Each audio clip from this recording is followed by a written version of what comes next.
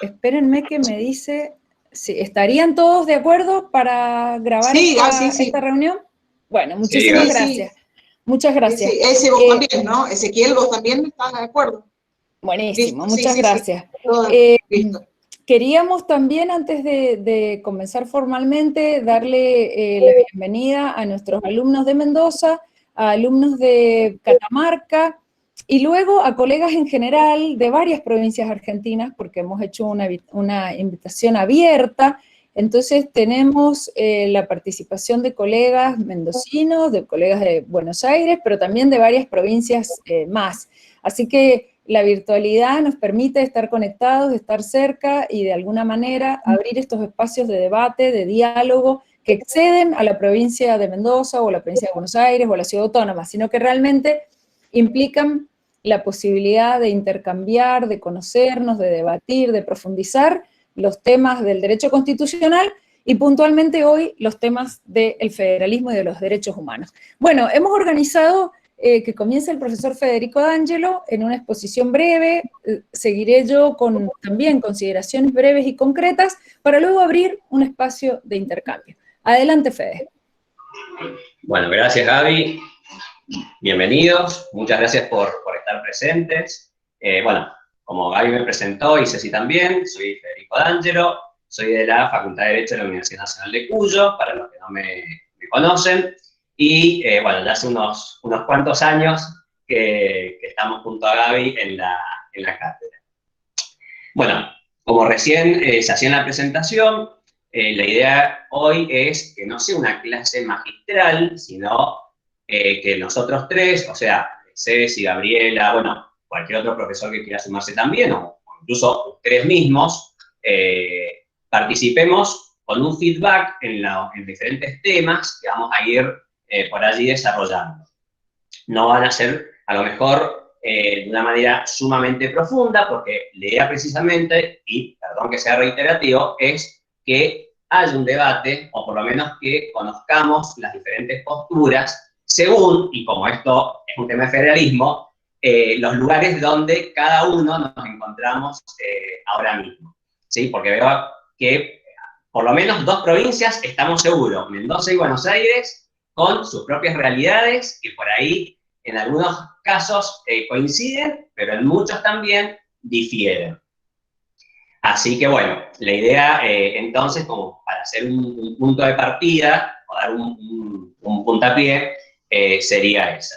Bueno, a ver, cuando uno habla de federalismo, por allí se centra solamente en la doctrina básica, la que vemos en los libros cuando estudiamos. Acá la mayoría veo que son estudiantes de Derecho.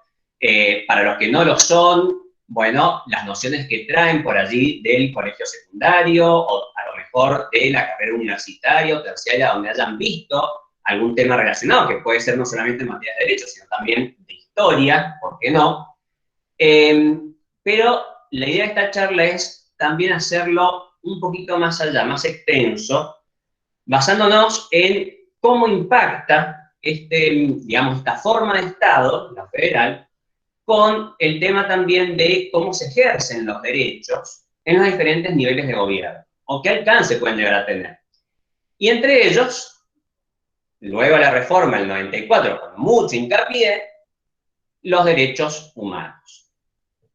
Bueno, a ver, todos sabemos que cuando hablamos de federalismo, debemos remitirnos al artículo 1 de la Constitución Nacional, ¿sí? Cuando dice que la Nación Argentina adopta para su gobierno la forma representativa, republicana, federal, según lo establece la presente Constitución. Claro, pero ¿qué es el federalismo? Es decir, si vamos a hablar en una charla sobre federalismo y derechos humanos, debemos partir de qué estamos hablando. Bueno, en realidad, respecto de lo que es el federalismo, muchos los podemos definir como una forma de Estado, pero sería algo muy abstracto. Si nos vamos a diferentes opiniones o conceptos, acepciones, en realidad la mayoría de los autores terminan diciendo lo mismo, es decir, es una organización sociopolítica, pero que es compleja, es decir, hay tantos federalismos como estados federales existen. Por lo tanto, habrá que ver en cada uno de esos sistemas que adopta esta forma de Estado, ¿Qué características tiene? ¿A qué me refiero con esto? Que cuando se adopta esta forma de Estado, se tienen en cuenta aspectos históricos, culturales, sociológicos, económicos, etc. Un montón de factores que le van dando forma a ese federalismo según el Estado del que estemos hablando. En la historia argentina, esto por lo menos se llevó a cabo en un modo similar. No somos ajenos a factores o sucesos que han ocurrido en otras partes del mundo. Entonces, bueno, ¿qué pasa? ¿Cómo se constituye entre estos factores históricos este federalismo argentino? Bueno, perfecto. Nosotros sabemos que las provincias preexisten al Estado nacional, o al Estado federal mejor. Claro, cuando empezamos a hablar de estos niveles de gobierno, por ahí lo primero que se nos viene a la cabeza es Alberdi. Alberdi y su obra Bases. Claro, pero eso, o por lo menos la concepción que da Alberdi, hay que analizarla en la época en que ocurre la misma. ¿Se puede hacer una traspolación? Claro que sí, pero siempre teniendo ese cuidado de, por allí, no extender o hacer extensivas ciertas ideas que fueron propias de una época. Bueno, Alberdi, ¿de qué hablaba en realidad? Hablaba de una unidad federativa o una federación unitaria. Pero, ¿esto por qué? Porque la idea era la conformación de un Estado nacional. Es decir, salir de estas provincias dispersas, que tampoco eran todas las que hoy existen, para lograr una unidad nacional. Es decir, nos tenemos que remontar acá a los valores, a los principios propios del preámbulo de nuestra Constitución Nacional. Claro, estos dos niveles de gobiernos, en cuanto empezamos a hablar ahora de los sujetos del federalismo, en realidad, si los estudiamos a la luz de nuestra época, ya no son dos. Ya no solamente tenemos el Estado federal y las provincias. Tenemos los municipios y también la Ciudad Autónoma de Buenos Aires. Pero claro, esto tampoco es que haya sido tan claro como hoy en día lo tenemos y lo estudiamos en los programas de la facultad. Es decir, los municipios con sus características, la Cava con sus propias características. Todo implicó una evolución desde un punto de vista jurídico, pero también acompañado de factores o aspectos políticos. Bueno, de hecho, desde el punto de vista de si los municipios son entes autónomos o autárquicos, tenemos el fallo Rivademarra, finales de los años 80, que luego, gracias con la reforma constitucional de 1994, se le da ya un carácter, o se plasma, mejor dicho, me gusta decir que se plasma en la Constitución digamos, la naturaleza jurídica del mismo. Bien, es decir, entes autónomos, con un reconocimiento expreso de diferentes órdenes del mismo, es decir, institucional, político, administrativo, económico, financiero. Bueno, también, hija de la reforma de 1994, va a ser la naturaleza jurídica que se le da a la Ciudad Autónoma de Buenos Aires, que si la debemos ubicar en la Constitución Nacional, la tenemos en el artículo 129. Claro, todos estos temas, que estoy haciendo un pequeño introito para luego ya dejar a Gabriela desarrollar, los debemos relacionar en este estudio, por lo menos en esta jornada de federalismo, con el tema de las facultades que posee cada uno de estos niveles de gobierno. Es decir, lo que solemos conocer como poderes exclusivos de la nación o poderes exclusivos de las provincias, facultades concurrentes y compartidas, etc. Creo que allí, en este análisis de las facultades, se puede llegar a dar un lindo feedback y sobre todo circunscribirlo o pensarlo en, digamos, una política jurídica que produce efectos y que esos efectos producen consecuencias en las cuales toda la sociedad está inserta. Bueno, de mi parte, como para no agotar ni aburrir tampoco, llego hasta acá con esta pequeña introducción. Y le doy el paso a Gaby. Buenísimo, Fede, muchísimas gracias.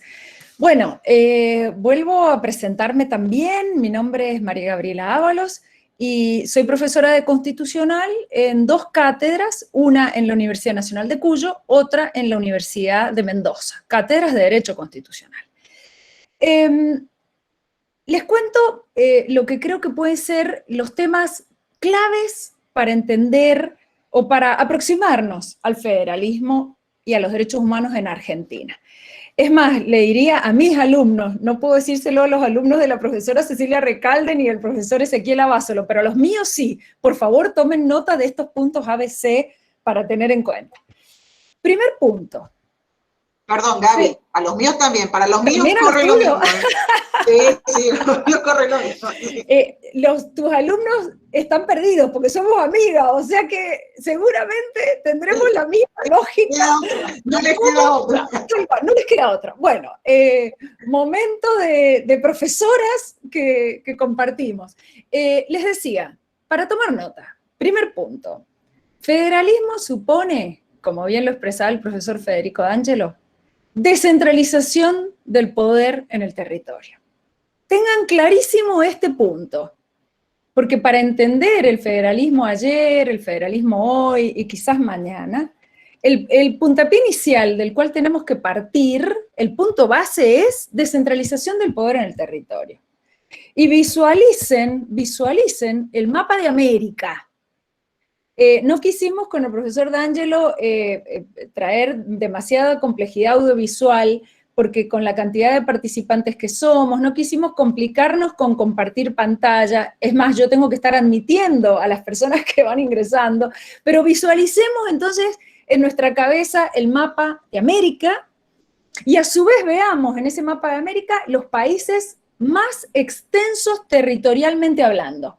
Entonces, seguramente todos vamos a estar imaginando Canadá, Estados Unidos, México, en América del Sur, Brasil, Argentina, y en estos países territorialmente tan extensos, ¿cuál creen ustedes que es la lógica que van a utilizar? ¿Cuál es la técnica que van a utilizar para distribuir el poder en el territorio? Si esta pregunta se las hago, estuviésemos en la presencialidad, ¿quién de ustedes levantaría la mano? Que acá sería abrir el audio. ¿Quién de ustedes me podría decir, en estos países que les he mencionado, cuál es la forma de Estado que han elegido para gobernarse? ¿Quién de ustedes podría, a ver, audio levantado e indicarme, países que han elegido una opción federal o una opción unitaria, para hacerle fácil la respuesta? ¿Qué me dirían? A ver, ¿quién se atreve? Dale. Federal. Estados Unidos. Sí. Estados Sí, Unidos dale. eligió forma federal y lo mismo hizo Brasil, si no me equivoco. Exacto. Y bueno, Argentina, Canadá, no sé. Muy Bueno. bien. También, bueno, María Julia, vamos a agregarle a María Julia que la misma opción tomó Canadá, tomó México, Estados Unidos, Brasil, Argentina. Vamos a dejar afuera el caso de Venezuela, lo vamos a dejar de lado, pero en estos países que les he mencionado y que todos hemos visualizado territorialmente extensos, vamos a descubrir que cada uno de ellos ha optado por la descentralización del poder en el territorio bajo un modelo federal que, como bien planteaba el profesor Federico D'Angelo, no hay Estado federal que tenga el mismo exacto modelo de federalismo adoptado, pero sí vamos a encontrar en todos estos países que les he mencionado, sí vamos a encontrar características propias de la forma federal, características propias que van a tener denominadores comunes.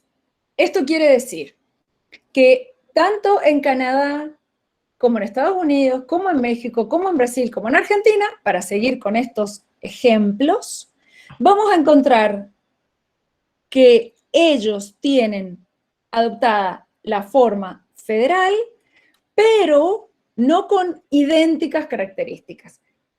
Es posible encontrar elementos comunes, ejemplos de elementos comunes. esa descentralización del poder en el territorio se da de la mano de reconocer estados locales, de reconocer en sus componentes, estados partes, estados miembros, provincias, en el caso nuestro, reconocer una cuota de ejercicio de poder político e institucional, a través de, por ejemplo, el dictado de sus propias constituciones provinciales, la elección de sus propias autoridades, mecanismos propios de autogobierno que suponen que no solamente hay una esfera de gobierno, la nacional, sino que convive ese gobierno nacional, convive con descentralizaciones del poder en el territorio.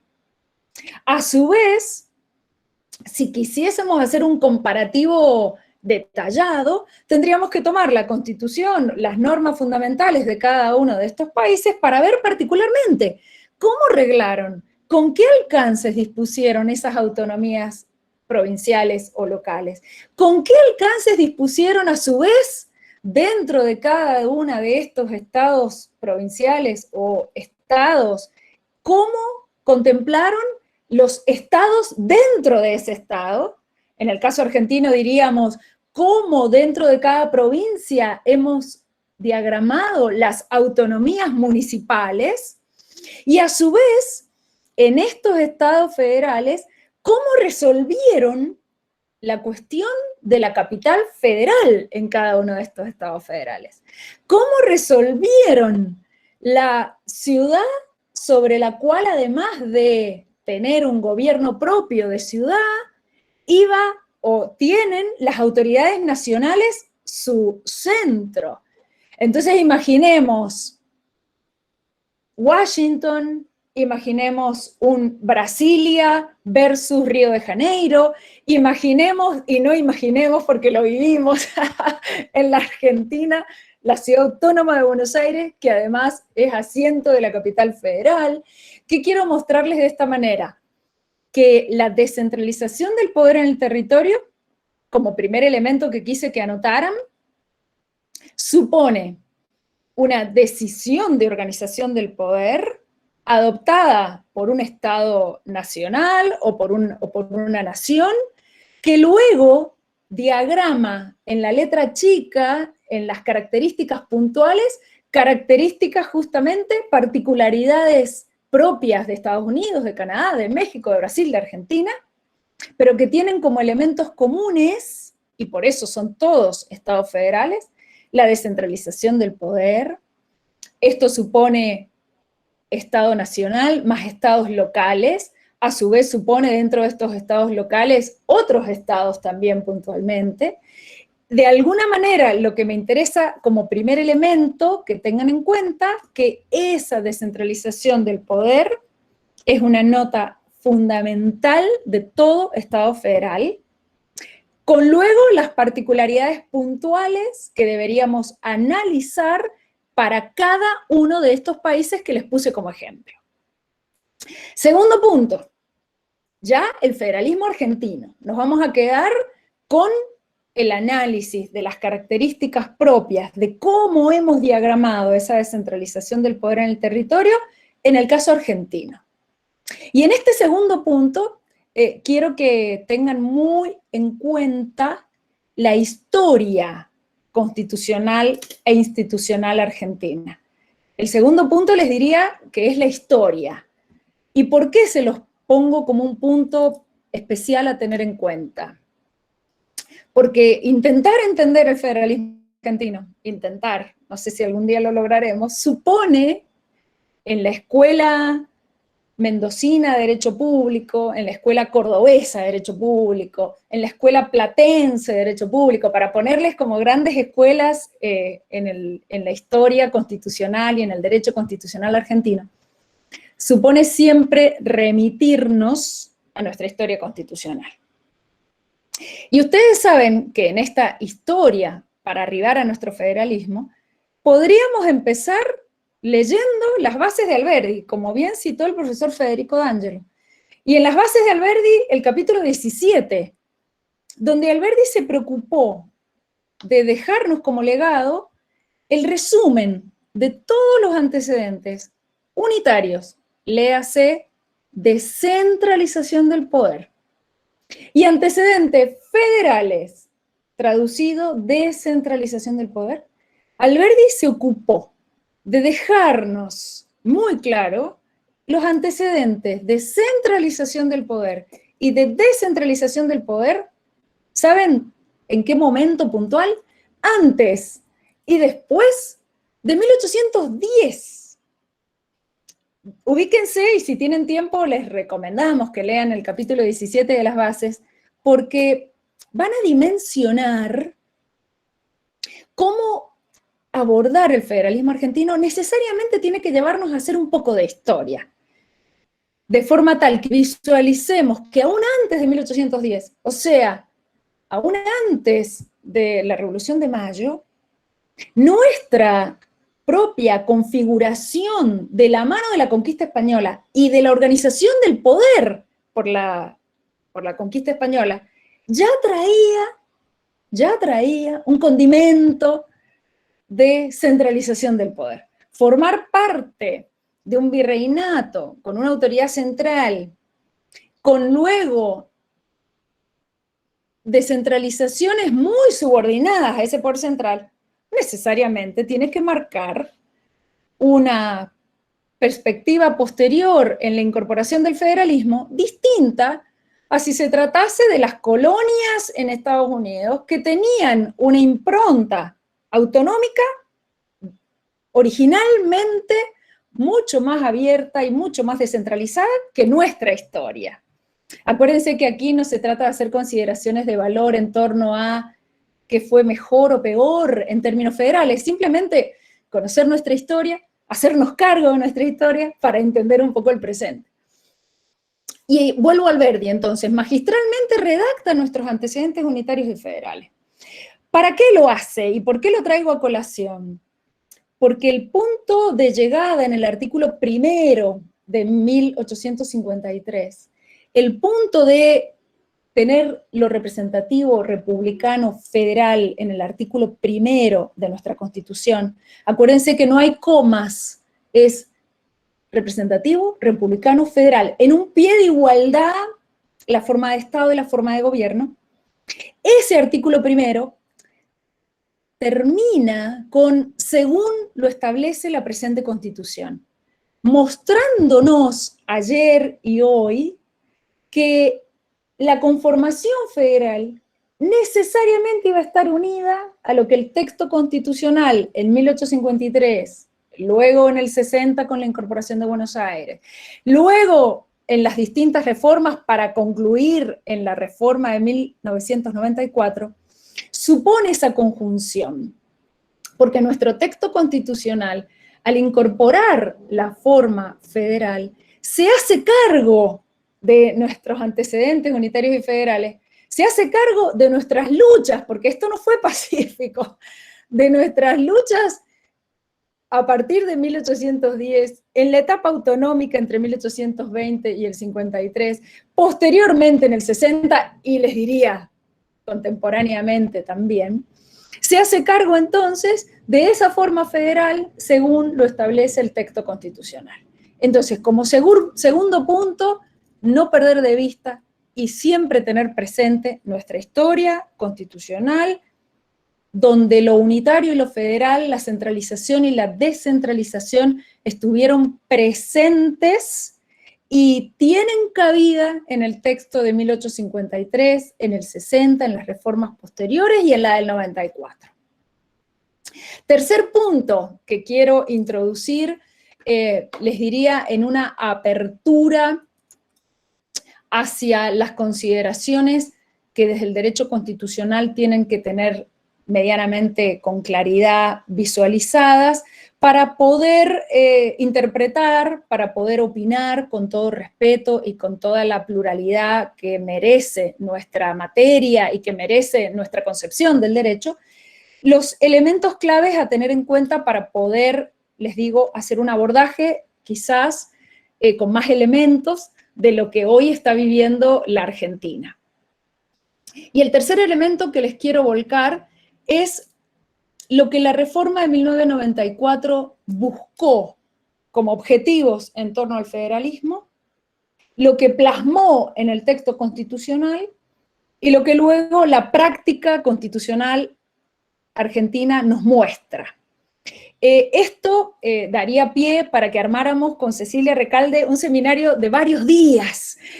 Solamente les voy a esbozar los titulares de lo que considero que son los aspectos más importantes, sabiendo de la profundidad de cada uno de estos temas. En un abordaje de una clase de grado pretendemos, con la doctora Recalde, darles, como les decía, los elementos claves, sabiendo, y ustedes también, de que cada uno de ellos merecería un debate importante y posterior. Pero ¿por qué lo abordamos? Con la intención de arrimarlos y de mostrarles un debate riquísimo y de darles herramientas para ese debate. Entonces, como tercer punto, reforma de 1994, que en materia de federalismo tuvo como uno de sus objetivos fortalecerlo. Y entre otros aspectos que deben tener en cuenta de la llegada de este fortalecimiento en el 94, sin duda, la discontinuidad constitucional que caracterizó nuestro siglo XX, los 6 gobiernos de facto de nuestro siglo XX, entre otras cosas, y por supuesto, menoscabando las notas republicanas y representativas, hizo concretamente grandes daños al federalismo. Esto supone, de alguna manera, que tengamos claro que con el retorno a la democracia en 1983, entre otros aspectos que la reforma del 94 buscó fortalecer, el tema federal fue uno de los temas centrales. Y nuevamente hago hincapié en este objetivo, porque creo que debe inspirar en la interpretación del texto constitucional. Porque si el convencional constituyente se propuso fortalecer el federalismo y como contracara atenuar el presidencialismo, atenuar dentro de las notas republicanas, por supuesto, división de poderes, nuestra configuración también histórica a partir de 1853, tuvo también una fuerte impronta presidencialista. Entre paréntesis, recuerden que tomamos el modelo concebido en Estados Unidos en torno a la nota federal y la nota presidencialista. Fíjense entonces que la reforma del 94 buscó atenuar el presidencialismo argentino. Por supuesto, sigue siendo una característica muy importante de nuestra configuración, de nuestro régimen político argentino, pero al mismo tiempo fortalecer el federalismo. En esta lógica, creo que es muy importante que nuestros estudiantes tengan claro estos objetivos de la reforma del 94, porque deberían alumbrar la interpretación del texto constitucional. Y en esto, en relación con la descentralización del poder en el territorio, les muestro que la reforma del 94 amplió esa descentralización, logró generar una mayor distribución del poder en el territorio, a partir de, por supuesto, nación y autonomías provinciales, que eso lo teníamos en 1853, pero le agrega 2 autonomías más. Se las agrega en esta lógica de continuar descentralizando el poder. Una, la autonomía municipal, exigiéndole a cada provincia que repitiese la descentralización del poder dentro de su territorio. De ahí que se le exige a cada provincia que reconozca la autonomía municipal en su territorio. Luego se le deja que cada provincia diagrame esa autonomía municipal en el territorio. Fíjense que esto supone el mandato al poder constituyente provincial. No puede haber provincia argentina sin un reconocimiento de gobiernos municipales con autonomía, dictado de su propia constitución, elección de sus autoridades, sus recursos propios, pero a su vez le permitió a cada provincia que en base a sus propias características, en base a sus gobiernos municipales ya existentes, diagramar el traje a medida de esa autonomía municipal en cada uno de los textos constitucionales provinciales. De ahí que los municipios con autonomía en Córdoba no tienen la misma configuración que la pueden tener en la provincia de Salta ni en la provincia de Tierra del Fuego. Y de hecho, hay 3 provincias argentinas que estamos en deuda con ese mandato de descentralización del poder en el territorio. Y somos nada más ni nada menos que la provincia de Mendoza, me pongo primera, mi provincia, la primera que incumple, provincia de Buenos Aires y provincia de Santa Fe. 3 provincias que nos negamos todavía a descentralizar aún más el poder en el territorio del que ya tenemos, porque tenemos regímenes municipales, pero todavía no damos ese paso que exige el texto de 1994. La segunda descentralización del poder en el territorio que concibe la reforma del 94 es la de la ciudad de Buenos Aires.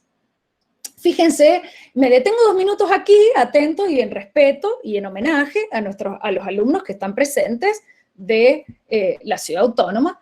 Me detengo 2 minutos en una referencia puntual a la autonomía de la ciudad para hacer algunas apreciaciones sobre el tema. Primer punto, la Convención Constituyente tuvo como punto que la Ley de Necesidad de Reforma le exigía dotar a la Ciudad de Buenos Aires de un régimen de autonomía. Visualicen que estamos hablando de una ciudad que allá por 1880 termina de definirse de nuevo, y no en forma pacífica, termina de definirse su configuración de capital federal. Y esto supone la convivencia, no siempre tan armónica, cualquier semejanza con la realidad es pura coincidencia, entre las autoridades de esta ciudad, autoridades que tienen por objeto el gobierno de la ciudad, con independencia de su condición de capital federal, y por otro lado, las autoridades nacionales que dentro de esta ciudad tienen en sus manos velar por los intereses de toda la nación, no solamente ni en relación a la ciudad. Claro, este juego de autoridades conviviendo en un mismo territorio trae la complejidad, y acá les pongo un ejemplo, trae la complejidad que los que vivimos en una provincia también conocemos. Porque en nuestras provincias también tenemos en una ciudad determinada la convivencia entre el municipio de la ciudad de Mendoza y a su vez las autoridades de la provincia de Mendoza que residen en la capital de la provincia, que también coincide con los límites territoriales de la ciudad de Mendoza. Se supone también para las provincias que esas autoridades provinciales que residen en la ciudad de Mendoza tienen que velar por los intereses de todos los mendocinos, residan donde fuese que residieran. Y por otro lado, la municipalidad de la ciudad de Mendoza vela por los intereses de los vecinos de la ciudad. ¿Qué quiero mostrarles con este ejemplo? Que no se trata de una convivencia de autoridades diferentes, que no se dé también en las provincias argentinas, pero que, claro, la particularidad de ser la ciudad de todos los argentinos, como se dice, de la ciudad de Buenos Aires, la particularidad histórica de la ciudad de Buenos Aires, por favor, que no hace falta que les recuerde la incidencia que ha tenido en la vida institucional argentina antes y después de 1810, hace que sea una ciudad con un peso específico desde todo punto de vista muy importante, que entonces la convivencia con las autoridades de la nación ha tenido, tiene, y ojalá que en el futuro sepamos conciliar intereses para bajar todo tipo de conflictividad, tiene necesariamente una complejidad mayor. Y me detengo en mostrarles que la reforma del 94 concibe a esta ciudad con un régimen autonómico, con facultades de legislación y jurisdicción, como dice el 129, pero además de ello le otorga, por supuesto, ejercicio de poder constituyente propio a la ciudad, le otorga, por supuesto, la autonomía política de elegir a sus propias autoridades, le otorga también autonomía económico-financiera, porque aparece concretamente mencionada en el artículo 75, inciso segundo, en relación con las contribuciones directas e indirectas, visualicen las similitudes con las provincias: autonomía institucional, autonomía política, autonomía económico-financiera. Claro, con algunas complejidades, que me detengo muy sucintamente. Podríamos armar alguna otra clase, si querés, Cecilia, sobre la autonomía de la ciudad autónoma, porque es interesantísimo, pero solo me detengo en apreciaciones puntuales. Varias bibliotecas al respecto. ¿Vieron lo rico del mundo jurídico? Que siempre tenemos distintas opiniones. Entonces, sobre la naturaleza de la ciudad autónoma se ha escrito muchísimo. La doctrina argentina, la jurisprudencia también es muy rica en torno a este tema, pero para pintarles a grandes rasgos posiciones doctrinarias, desde un Miguel Ekmejian, que en el 94 interpretaba que la ciudad autónoma es una nueva provincia, pasando por una galería riquísima de autores que han manifestado distintas posiciones en torno a la ciudad, desde un municipio federado hasta una ciudad autónoma con un régimen de gobierno diferente a los modelos conocidos de provincia o municipio. Porque en esto que les estoy planteando, la construcción de la autonomía de la ciudad, si bien es perfilada por el texto constitucional del 94, le dejó al legislador terminar de perfilarla. Porque claro, como en esta ciudad autónoma, justamente la convivencia con las autoridades nacionales hace que el Congreso deba dictar leyes en función de esta capital federal, que el Congreso tuviese en sus manos terminar de configurar esta autonomía de la ciudad, y hoy, a más de 26 años de la reforma de 1994, siguen habiendo temas pendientes. Para ponerles uno: el traspaso de la justicia nacional a la ciudad autónoma de Buenos Aires. Quiero terminar para hacer el debate, para abrir 10 minutitos de debate, con el tema de derechos humanos. Ustedes saben que antes de 1994, en la interpretación del federalismo y los derechos humanos, la Constitución Nacional, la de 1853-60, supone el piso mínimo de reconocimiento de derechos que el convencional constituyente quiso como estándar mínimo, como piso de reconocimiento para todas las provincias argentinas. De ahí que, en materia de país federal y de reconocimiento de derechos, cualquier argentino que viviese en cualquier parte de nuestro territorio goza de los mismos derechos reconocidos en el texto de la Constitución Nacional, sin perjuicio de que la Constitución provincial no tuviese expresamente mencionado o reconocido ese derecho. Les pongo el ejemplo. Provincia de Mendoza, mi provincia, tiene actualmente el texto constitucional vigente más antiguo del país, 1916.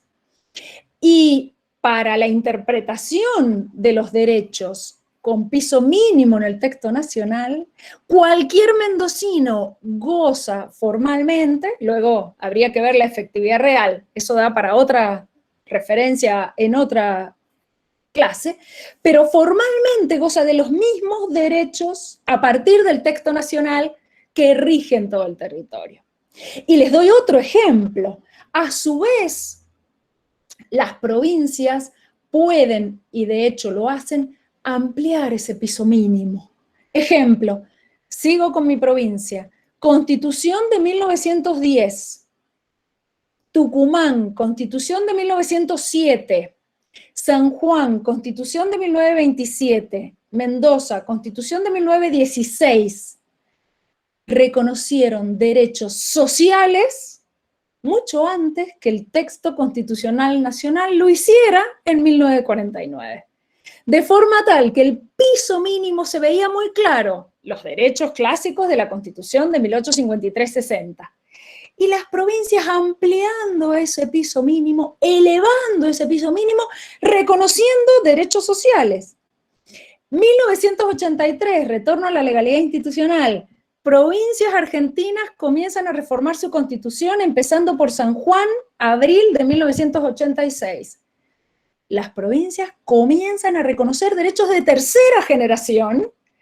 Provincias argentinas empiezan a incorporar a sus textos constitucionales instrumentos internacionales de derechos humanos, que todavía no tenían jerarquía constitucional. Estoy hablando de San Juan, estoy hablando de Córdoba de 1987, que incluyen como anexos a sus constituciones la Convención Americana de Derechos Humanos, la Declaración Universal de Derechos Humanos, que hasta ese momento tenían la jerarquía que el derecho argentino le otorgaba al haberlo ratificado y luego incorporado al derecho interno, pero no tenían todavía en ese momento jerarquía constitucional, ni tampoco tenían, por Egmejian con Sofovich, jerarquía superior a la ley. O sea, derechos humanos, piso mínimo, texto constitucional nacional,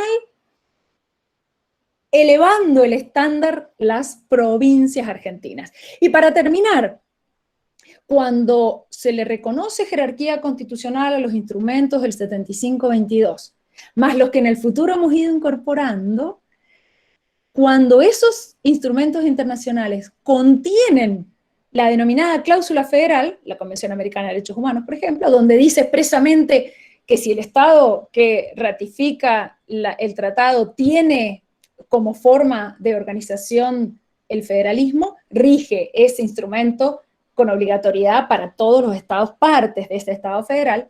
En el caso argentino no hace falta valernos de ninguna cláusula federal. Cualquiera de los instrumentos internacionales que hemos ratificado con jerarquía constitucional, cualquiera de los instrumentos internacionales que tienen jerarquía supralegal, tienen en materia de derechos humanos el reconocimiento y la obligatoriedad para cualquier provincia argentina, para cualquier municipio en la Argentina, por supuesto, para la ciudad autónoma también. Fíjense, visualicen la riqueza del derecho internacional de los derechos humanos después de 1994. Pero visualicen la riqueza del derecho público provincial antes de todo ello, cómo fuimos las provincias incorporando al derecho nacional derechos. Y para terminar, una muestra más de todo ello en nuestra historia constitucional. Revolución de Mayo, 1810. Belgrano enviado al Paraguay para hacer frente a las fuerzas realistas. Pasa en diciembre por las misiones jesuíticas, por lo que quedaba de esos pueblos en misiones. Y en diciembre de 1810, Belgrano redacta la proclama para los pueblos de las misiones. Proclama y reglamento para los pueblos de las misiones. Se entiende hoy que sería el primer texto constitucional que supimos darnos después de 1810 y fuera de Buenos Aires. ¿Qué hace Belgrano en ese texto? Organiza a los pueblos de las misiones a partir de reconocimiento de derechos, a partir de imposición de deberes para los pueblos de las misiones, a partir de la organización del poder, por supuesto con la lógica de 1810, cabildo, iglesia, organización municipal, y dispone para los pueblos de las misiones, en un texto constitucional, una organización de derechos. Fíjense entonces cómo supimos contribuir a lo que luego va a ser una configuración nacional de texto constitucional o de norma constitucional, con el aporte puntual, en este caso de Belgrano, para un poblado, para el pueblo de las misiones. Visualicen de esta manera la importancia de revalorizar o de valorizar nuestro derecho público provincial, nuestros aportes de las provincias en materia de derechos humanos. Bienvenida a la reforma del 94 y la internacionalización de derechos humanos, pero las provincias, los municipios y la ciudad autónoma tenemos mucho todavía para aportar y para contribuir. Bueno, de esta forma abrimos el diálogo y antes le doy la palabra a la profesora Cecilia Recalde.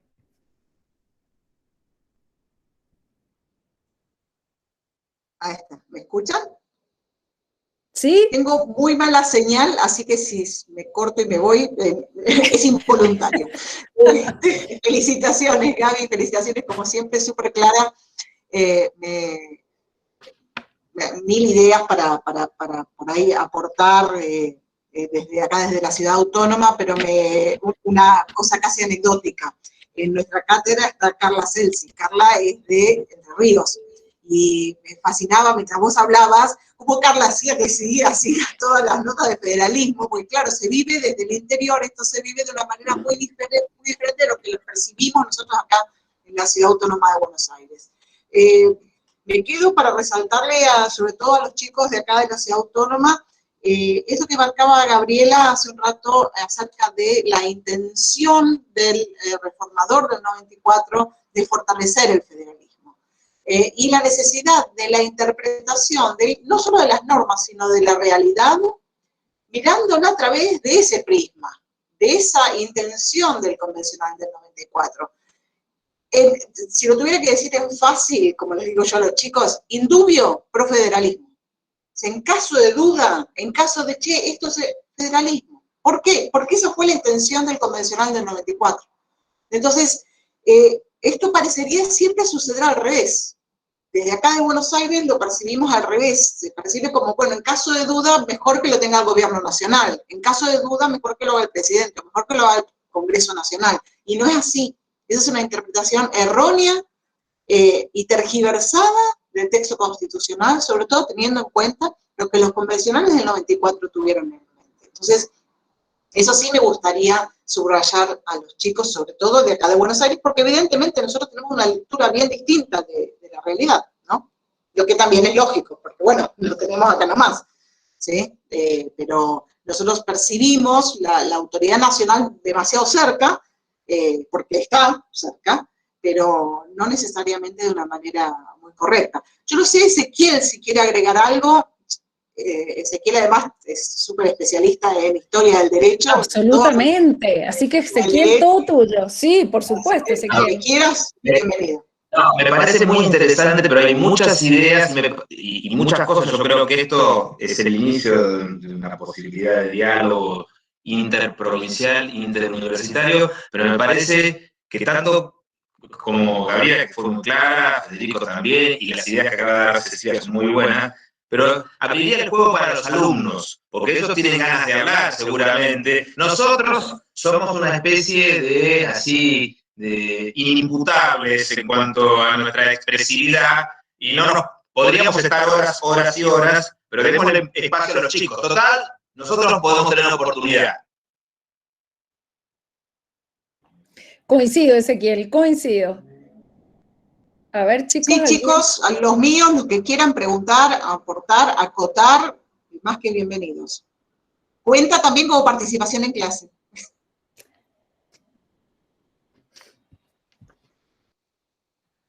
¿Algo Doctor, que le quieran preguntar a yo soy alumna del doctor Lavazolo, que seguramente ya me reconoce la voz. Mire, se tapa la cara. Yo tengo una duda, pero tengo miedo de estar equivocada dentro de la temática. Si bien estamos hablando del federalismo como forma de gobierno, la descentralización del poder, justamente la autonomía, autarquía de las provincias, el Estado jurisdiccional, tanto de código procesal, constitución provincial y demás, municipios. Hay una duda que a mí me queda, que es como que se contrapone un poco con la descentralización del poder en cuanto a que el Estado Nacional tiene un régimen de presidencialismo con 2 elecciones, ¿sí?, de 4 años cada una, y las provincias, hay lugares, hay provincias en las cuales están hace 20 años ejerciendo la gobernación. No sé si la pregunta mía tiene que ver con el tema, así que doctor, no me asesine. Ezequiel, ¿querés contestarle vos a tu alumna? No, yo preferiría que contestes vos, porque después tenemos nosotros clases, podemos hablar, pero me parece bueno esto, chicos, para todos, esta oportunidad de mantener unos diálogos. Esto es la verdadera universidad, no es la clase solamente magistral, excelente, de los colegas que acabo de escuchar, sino también la intervención recíproca. Encima, además, también tienen la posibilidad de conocerse entre ustedes horizontalmente, mendocinos, porteños y bonaerenses, integrados en un diálogo, así que aprovechenlo. Yo preferiría, Gabriela, que le contestes vos. Yo ahora tengo clases con ellos cuando terminamos acá, así que después puedo ampliar. Perfecto. Muy buena, Luz, tu pregunta.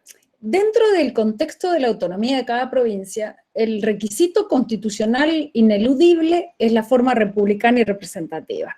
Eso supone que ninguna provincia podría obviar las notas republicanas en términos de división de poderes.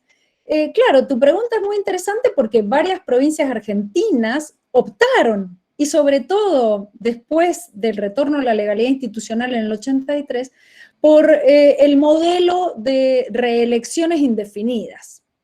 De ahí que en el caso de San Luis, que después lo modificó, Catamarca, que lo sostiene, Formosa, Santa Cruz, utilizaron la fórmula donde conjugaron, y esto es solamente opinión mía, por lo tanto absolutamente respetable, pero también opinable en términos de disidencia. Optaron, en mi opinión, al establecer una reelección indefinida, por priorizar una nota republicana sobre otra y no por compatibilizarlas. ¿A qué me estoy refiriendo? Cuando se defiende una reelección indefinida, se plantea que la nota republicana que sobresale y a la cual hay que dar prioridad es la soberanía popular. De ahí que la respuesta sea, si la ciudadanía lo vota y lo vuelve a elegir y lo sigue eligiendo, priorizamos soberanía popular. Lo que planteo, junto con mucha parte de la doctrina, no soy solamente yo, que junto a la nota republicana hay que acompasar otras notas republicanas, como por ejemplo la igualdad ante la ley. Y las reelecciones indefinidas chocan de lleno contra la igualdad. ¿Por qué? Porque quien se encuentra ocupando un cargo y a su vez opta por continuar y en reelecciones indefinidas permanecer largos periodos en ese cargo, choca y quiebra la igualdad ante la ley, porque no se encuentra en igual posición quien desde el llano pretende acceder, porque la reelección indefinida trae muchas veces la mayor visibilidad, trae muchas veces los beneficios del ejercicio del poder y lo que implica en la manifestación de obras, y quizás también trae el uso non santo de recursos públicos en función de esas reelecciones indefinidas. Y además trae la falta de control. El ejercicio de la función de gobierno y la función de control, como decía Ollanarte, suponía un juego muy puntual donde las minorías parlamentarias, donde las reelecciones con límites favorecían a ese control. Y a esto le sumo una nota más. No todas las constituciones provinciales tienen prevista en esta función de control, en este principio de igualdad, no todas ellas tienen prevista las cláusulas para evitar el nepotismo, de forma tal que además de las reelecciones indefinidas se da en muchas constituciones provinciales el permitir que la misma familia sea la que gobierne, con el hermano, con el hijo, etc. Esto supone, en mi opinión, de nuevo, hacer jugar solamente una nota republicana y dejar de lado las demás, en desmedro, y esto es opinión mía también, de la forma republicana en general. Creo que las reelecciones indefinidas son básicamente discriminatorias, no contribuyen o hacen imposible el principio de igualdad ante la ley. De ahí que creo que corresponde a la forma republicana, conjugando todas sus notas, limitar las reelecciones. Pero bueno, esto es solo mi opinión. Sé que la doctora Cecilia Recalde tiene un compromiso a las 6:30, por lo tanto, la disculpamos y permitimos que salga de esta reunión y nos quedamos unos minutos más. Así que todo... Sí, muchas gracias. Bueno, todo tiene que ver con todo. Tengo una reunión de trabajo por el tema de inicio de clases sí, inicio de clases no, y todo ese tipo de cuestiones, así que si me disculpan, voy a hablar de federalismo en otra reunión. Y bueno, les quiero dar las gracias, Gaby, fundamentalmente, Federico, todos los que han hecho posible que esta reunión sea posible, a mis alumnos por estar, y por favor, ahora con Gaby, con Ezequiel, lo veo también al profesor Daniel Villa. Hola Daniel, ¿cómo estás? Bienvenido, y bueno, sigan disfrutando de esta que es una oportunidad que no se da muy seguido. Bueno, ahora vamos a tratar de que se dé más seguido. Hola Ceci, ¿cómo estás? Muchas gracias, Gaby. ¿Qué tal, Dani? ¿Cómo me voy a la otra reunión? Gracias, millón de gracias, Gaby. Un placer, un placer. Permiso. Muchas gracias a vos. Muchas gracias. Mismo digo, chao, chao. No, chao. Seguimos unos minutos más y ya terminamos, no se preocupen. Ezequiel, ¿quisieras aportar? No, me parece muy interesante todo esto, además, digamos, en definitiva, yo creo para todos, más allá de que también vamos a quedarnos solamente 5 minutitos más porque estamos en nuestra clase y algo teníamos que avanzar, pero me parece muy rico y espero que podamos hacer algo más de esto en el futuro, gracias a Federico también. Yo creo que hay dos cosas que son interesantes para compartir. Una que me parece que es central del tema por un lado, ¿qué significa lo constitucional? Entonces, lo constitucional lo podemos trabajar de una manera docenada, con apariencia de erudición, con referencias aparentemente abrumadoras, pero falseando el espíritu de la Constitución. Y otra de las cosas que podemos hacer es pensar lo constitucional como la integración de principios. Y esto se vincula con lo otro, que es nuestra tarea como docentes y como alumnos, que es lo siguiente: hay tanta información constitucional, tanta, esto de las bibliotecas, y nosotros tenemos que hacer hincapié en los principios. Un derecho constitucional por principios, como decía Cecilia hace unos instantes, indubio pro federalismo. Vos decías, Gabriela, el tema de las notas republicanas. O sea, la Constitución obviamente se tiene que interpretar, cosa que no es fácil, de buena fe. O sea, este es un principio que está, o una característica, un rasgo que está fallando. Está el abogado práctico al servicio de ciertos intereses. En ese sentido, como abogado no lo culpo, pero no es un jurista. El abogado trabajando como asesor de un interés particular está haciendo muy bien su ejercicio forense. Nosotros en la universidad tenemos que apuntar a la dimensión más, diríamos, pura, neutra y objetiva de la ciencia jurídica, y esto apuntar sobre los principios. Entonces, de cada uno de estos temas tenemos que quedarnos, por ejemplo, para todos, con esta idea. La Constitución tiene, el federalismo argentino tiene singularidades, se interpreta imbricado en una historia, en esa historia las provincias tienen importancia, han agregado, añadido y diseñado a la Constitución Nacional. Esto es súper importante porque la dimensión del papel del derecho público provincial se pierde, y que el espíritu de la Constitución del 94, de la reforma del 94, es pro-federalismo. Entonces, estas son las columnas vertebrales de una interpretación. Me parece que estas son como las líneas fuerzas que tenemos que conservar todos después de esta clase, para que después, cuando tengamos que interpretar casos coyunturales y circunstanciales, los ubiquemos en el entramado de las líneas maestras de la Constitución. Excelente, Ezequiel, excelente. Federico, ¿querrías agregar algo? No, Gaby, me adhiero a lo que el doctor acaba de decir. Creo que cuando se enseña, ¿sí?, una temática, hay que pensarlo por ahí, no solamente desde ese punto de vista doctrinario, sino también práctico. Creo que es el cambio de paradigma que empezó a regir ya desde el año pasado con mucha fuerza, con este tema de la pandemia y las clases por Zoom y demás, para lograr no solamente estudiantes prácticos, ¿sí?, con una buena crítica, sino también profesionales óptimos, ya sea que ejerzan en cualquiera de los dos lados del escritorio, es decir, como funcionarios judiciales o como abogados litigantes. Me parece que en eso hay que hacer mella y, bueno, bienvenidos sean estas nuevas propuestas. Abrimos una pregunta más y, bueno, y los convocamos a un nuevo encuentro después. ¿Alguien quisiera comentar algo? A ver quién se atreve. Los hemos dejado mudos. A ver quién se atreve a comentar algo, decir algo.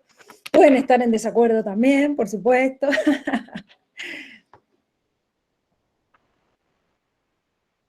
No tengan temor, pueden opinar, pueden decir algo. ¿El profesor Villa quisiera decir algo, Daniel? Está silenciado. Está silenciado. Ahora sí. Ahora sí, Daniel, bienvenido. ¿Qué tal, Gabriela, Federico? Bueno, Ezequiel, y me parece primero excelente este tipo de reuniones entre estudiantes y profesores de distintas partes de nuestro país. Y la temática es la que estábamos hablando, es muy actual, muy actual. Y sobre eso quería preguntar, Gabriela, con respecto al conflicto que se presenta hoy entre las autoridades nacionales y de la ciudad autónoma, con respecto a la vuelta a las clases. Yo no estuve al principio de todo de esta reunión, pero no sé quizás si ya hablaron del tema, pero te quería preguntar cuál era tu opinión, qué es lo que prevalece acá y cómo va a terminar esto, si es un poco de futurología, pero no sé y creo que esto le puede venir muy bien a todos los alumnos, saber tu opinión y, bueno, y la de los demás profesores. Realmente, Daniel, muy acertada tu pregunta, porque creo que todos estamos en esa misma línea de interrogantes, ¿no? Creo que como profes de constitucional, o por lo menos en mi opinión, creo que es muy importante que les demos herramientas para que ellos puedan llevar de alguna forma reflexiones a sus ámbitos propios. Digo, seguramente a ustedes, a nuestros estudiantes, les debe haber pasado alguna vez que el papá o la mamá les dijo o les hizo una pregunta y esperó de ustedes una respuesta como estudiantes de derechos que son. Y les habrá dicho, pero ¿cómo? Si estudias derecho, ¿cómo no vas a poder decirme algo? Bueno, en esa línea les doy un par de apreciaciones sobre esta situación que estamos atravesando. Por supuesto, con la gran salvedad que cuando el estudioso del derecho está atravesando la misma situación, es muy difícil tener objetividad absoluta, o es muy difícil por ahí hacer manifestaciones con la prudencia, con la paz que merecería esto. ¿Por qué les digo? Porque les debe haber pasado a ustedes, profes, como a mí, que el bombardeo de información en estos días en torno a tal o cual acción, tal amparo, la respuesta, tal doctrinario que expuso, que dijo, que en la tele, la radio, es lo que menos tenemos, creo, hoy en día para poder reflexionar es la calma y la tranquilidad que cualquier estudioso de estos temas merecería tener para empezar a hablar. Con esta salvedad, les doy pautas. Primer punto, situación de emergencia que el mundo y la Argentina en particular atraviesa. Constitución Nacional que frente a las situaciones de emergencia nos plantea, por un lado, la necesidad de institutos de emergencia contemplados. En el caso argentino, contemplado el estado de sitio. Segundo elemento que la Constitución Nacional nos marca es que cualquier limitación de los derechos en situaciones de normalidad, nuestros estudiantes saben que nos estamos refiriendo al poder de policía, la limitación normal de los derechos, de la mano del poder legislativo. Y que además, siendo país federal, la limitación de los derechos en un país federal también le cabe a las provincias, a los municipios y a la ciudad autónoma. Fíjense los elementos que quiero darles para el debate. Poder de policía o limitación de los derechos necesariamente involucra a todos los niveles de gobierno. Tercer punto, en materia sanitaria o de salud, lo que todos estamos atravesados, la doctrina y por supuesto la jurisprudencia ha reconocido la competencia concurrente, donde también los municipios, las provincias, la ciudad autónoma y la nación tenemos o tienen competencias en este tema. Entonces, primer elemento que creo que es clave para nuestros alumnos desde el derecho constitucional. Situación de emergencia en la Argentina. Tuvimos una primera declaración de emergencia en diciembre del 2019, por ley del Congreso, 27.419.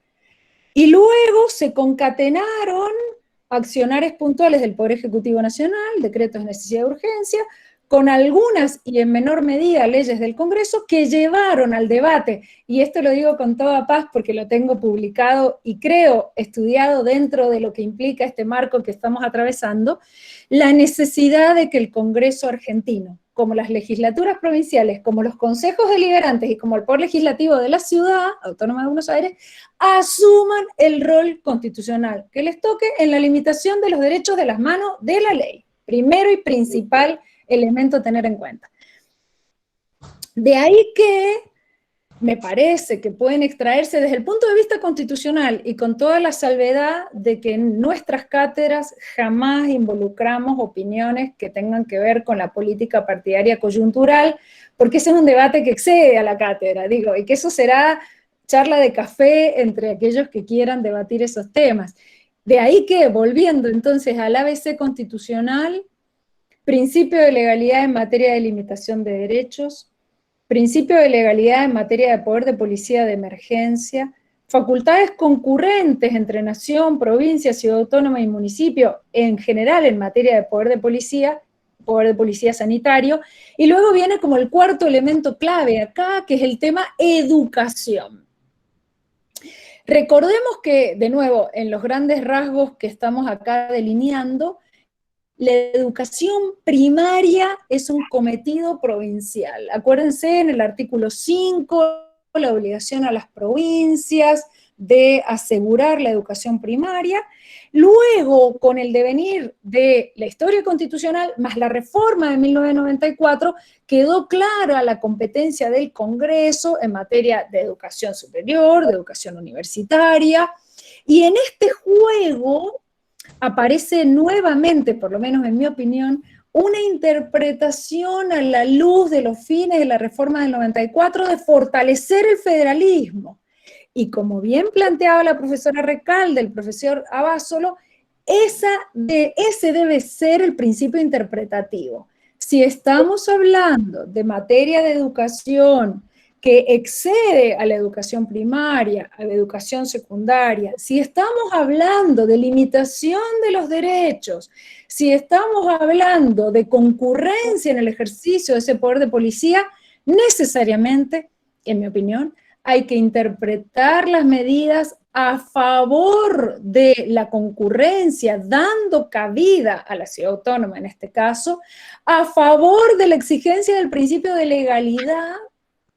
Y en último término, como creo que todos hemos leído ahora, la Corte Federal ha habilitado la competencia originaria, dando cabida a la ciudad en esa competencia originaria, mostrando muchas cosas, ¿no? Pero en una interpretación primaria, mostrando esa equiparación de la ciudad autónoma en materia, por lo menos, de competencia originaria a las provincias. ¿Qué quiero mostrarles con esto?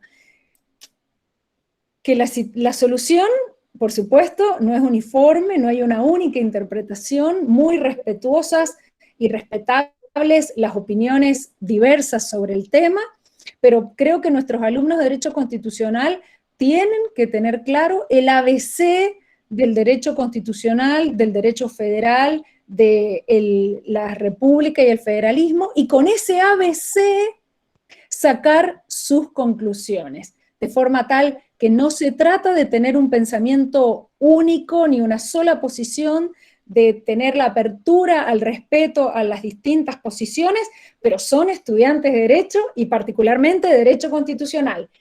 Estas normas constitucionales tienen que ser respetadas. Luego, también cabe la opinión diferente, pero sin desconocer el texto constitucional, porque creo que muchas veces en la Argentina los conflictos que se suscitan parten de un desconocimiento del texto constitucional, mientras que conociendo el texto y buscando que el texto se respete, podremos arribar a soluciones en una situación de menor conflictividad, buscando que hoy es nación Cava, pero mañana será nación provincia, mañana será provincia-municipio, y también para las provincias cabe la misma reflexión. Tienen que ser ejercidas las autoridades provinciales o las competencias provinciales, haciendo posibles las autonomías municipales dentro del contexto provincial.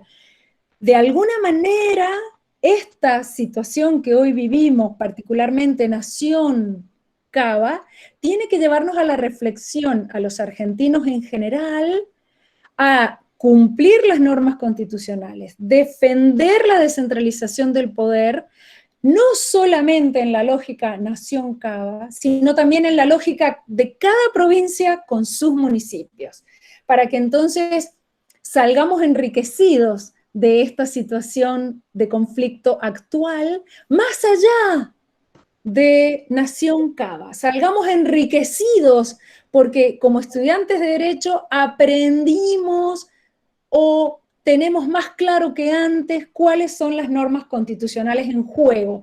Y también aprendimos que de la respuesta constitucional que demos, llevaremos también esa respuesta constitucional a provincia y municipio. Construiremos mayor institucionalidad fuera del caso puntualísimo de conflicto de hoy. Bueno, espero haber contribuido en esa línea. Sí, muchas gracias, Gabriela. Excelente tu apreciación y esto es muy bueno para los alumnos, los estudiantes, que lo estamos viviendo en la realidad y eso es algo importantísimo y contar con la opinión de la doctrina tan importante como estamos hoy es muy valioso. Muchas gracias.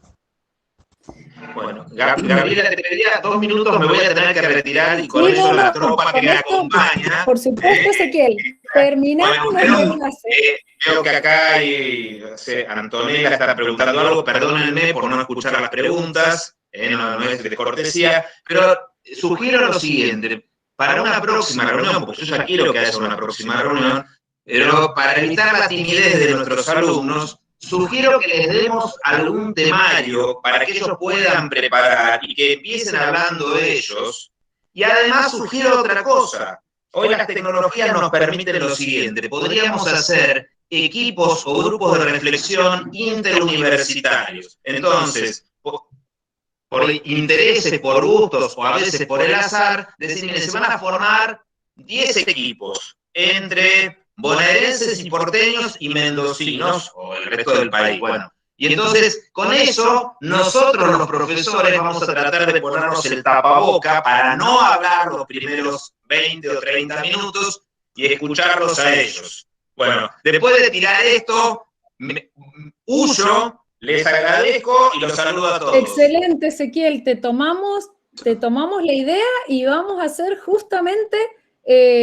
para la próxima, si les parece, podemos seguir con estos temas de federalismo y generar estas actividades intercátedras. Ahí la veo a profes de mi cátedra, Anabela Vila, a Antonella Sabina, pueden perfectamente coordinar con los mismos profes de Cecilia Recalde y de Ezequiel, para entonces sus profes más jóvenes que hagan el enlace con los estudiantes, ¿les parece? Bueno, muchísimas gracias a todos, damos por finalizada la actividad, muchas gracias por sumarse y los esperamos en la próxima que va a seguir siendo muy interesante. Muchísimas gracias, gracias a todos. Gracias. Muchas gracias. Muchísimas gracias, gracias por sumarse, muchas gracias. Gracias, hasta luego. Muchísimas gracias. Gracias. Muchas gracias.